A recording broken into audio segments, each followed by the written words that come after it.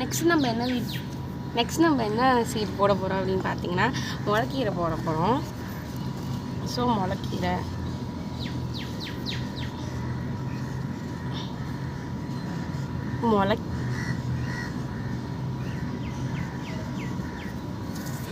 Spelling மறந்துடுச்சு போல். இல்லை கீரை. அவ்வளோதான் போட்டாச்சு. இதை எடுத்து நமக்கு என்ன பண்ண போகிறோம் அப்படின்னா இந்த சீட்ஸ் வந்து எப்படி இருக்குன்னு நான் உங்களுக்கு காமிக்கிறேன். இதுவும் அந்த இதுக்கு முன்னாடி போட்ட கீரையும் ஒரே மாதிரி தான், தண்டு கீரையும் ஒரே மாதிரி தான் இருக்குது. இது பாருங்கள். இதையும் எடுத்து இந்த மாதிரி